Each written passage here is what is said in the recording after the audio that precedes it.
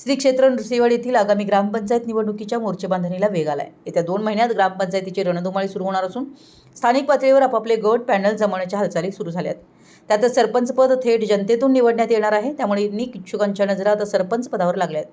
दरम्यान श्री क्षेत्र नृसिंहवाडी येथील दत्तराज ग्रामविकास महायुती आघाडीनं आत्तापासून सावध पवित्रा घेत निवडणुकीची तयारी सुरू करून विरोधी आघाडीचा एक युवा नेता दत्तराज आघाडीच्या संपर्कात आल्यानं नृसिंहवाडी येथील राजकीय महागुरू म्हणून ओळख असलेल्या दादांना धक्का देण्याच्या हालचाली गतिमान झाल्या असून त्या युवा नेत्याला ए वॉर्डातून उमेदवारी दिली जाण्याची शक्यता असून तो युवा नेता ए वॉर्डातील जनतेच्या संपर्कात आहे। श्री क्षेत्र नृसिंहवाडी येथे गेल्या 20 वर्षापासून दत्तराज ग्रामविकास आघाडी भक्कम आहे। दत्तराज आघाडीकडूनच उमेदवारी मिळावी यासाठी अनेकांची धडपड असते, त्यामुळे या आघाडीकडे नागरिकांचा ओढा जास्त आहे। दरम्यान आगामी ग्रामपंचायतीच्या पंचवार्षिक निवडणुकीच्या अनुषंगानं दत्तराज आघाडीच्या बैठका सुरू असून नृसिंहवाडीत ग्रामपंचायत निवडणुकीसाठी मोर्चे बांधणीला वेग आलाय। अनेक इच्छुक उमेदवारांनी गुडघ्याला बाशिंग बांधून जोरदार तयारी सुरू केली आहे।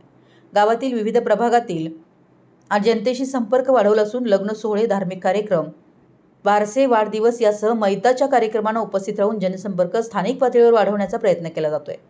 अनेक इच्छुक उमेदवारांनी व्हॉट्सॲप, इंस्टाग्रामवर यासह सोशल मीडियावर सतर्क राहून आम्हीच प्रभावीपणे विकास कामं करणार हे दाखवण्याचा प्रयत्न सुरू केला आहे।